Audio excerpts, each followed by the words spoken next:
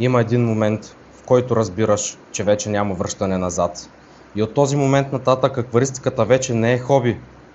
Диагноза е.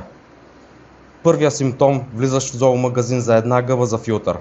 Само една гъба. И излизаш след 40 минути с 2 растения, корен, тор, пинсета и някаква мъхеста гад, за която продавачът каза: много е лесна. После почваш да говориш странно. Нормалните хора казват: ще сменя вода. Ти казваш: не, ще подменя 40% вода. И не ги смяташ на око, имаш си чертичка на стъклото. Все едно обслужваш атомния реактор на АЕЦ. След това вече не виждаш дърветата като дървета. Ти виждаш корени. Излизаш на разходка, всички се радват на природата, а ти си клекнал до едно изсъхнало дърво и си мислиш: ей, това ако го сложа в 120 литровия.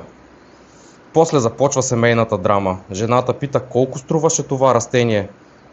А ти без да мигнеш: имам го отдавна. Все едно растението е наследство от дядо ти. И най-тежкият момент: половината ти галерия вече не е с снимки от децата, не е от почивки, а снимки на аквариума.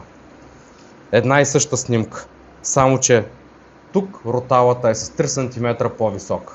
Или тук буцефаландрата вече цъфна. И само другите акваристи ще разберат защо това е огромна новина. Ако се припознаете в някой от тези, лечение няма.